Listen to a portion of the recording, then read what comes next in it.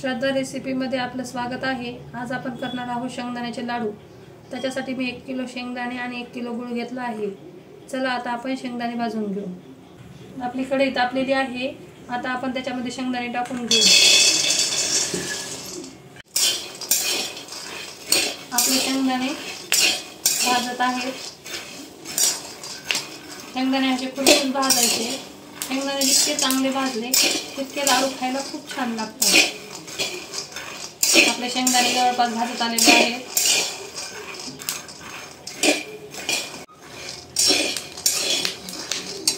आपले शेंगदाणे भाजलेले आहेत। आता आपण गॅस बंद करून घेऊ आणि शेंगदाणे थंड होऊ देऊ। आपले शेंगदाणे थंड होईपर्यंत आपण गूळ बारीक करून घेऊ।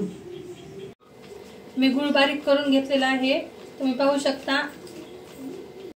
आपले शेंगदाणे थंड झालेले आहेत। आता आपण मिक्सरला हे बारीक करून घेऊ। आता मी हे शेंगदाणे मिक्सरच्या भांड्यामध्ये टाकून घेत आहे। शेंगदाणे मी न पाचोळा काढताच घेणार आहे, कारण की शेंगदाण्याचे सालपट खूप पौष्टिक असतात। हे शेंगदाणे मी आबडधोबड बारीक केलेले आहेत, तुम्ही पाहू शकता। आता ह्याच्यामध्ये आपण हे गूळ पूर्ण काढून घ्यायचा आहे। आता आपण हा गूळ ह्या शेंगदाण्यामध्ये काढून घेऊ।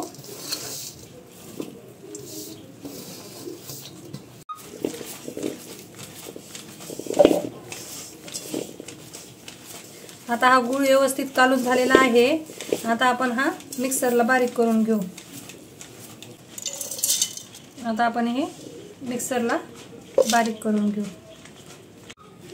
आपले गूळ आणि शेंगदाणे मिक्सरला एकत्र बारीक करून झालेले आहेत, तुम्ही पाहू शकता। आता आपण ह्याचे लाडू वळून घेऊ। असं हे मिश्रण थोडंसं असं हातावर घ्यायचं आणि असा लाडू ह्याचा बांधून घ्यायचा। ह्याचे लाडू असे अलगद बसतात।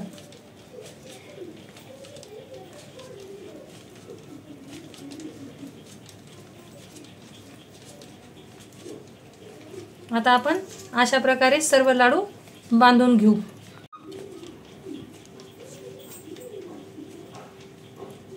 तुम्हाला जर छोट्या आकाराचे आवडत असतील तर तुम्ही छोटे छोटे पण करू शकता। आपले लाडू बनवून तयार आहे, तुम्ही पाहू शकता किती नरम लाडू झालेले आहेत ते आपले। तुम्हाला जर माझा व्हिडिओ आवडला असेल तर माझ्या व्हिडिओला लाईक करा, शेअर करा आणि माझ्या चॅनलला सबस्क्राईब करा। धन्यवाद।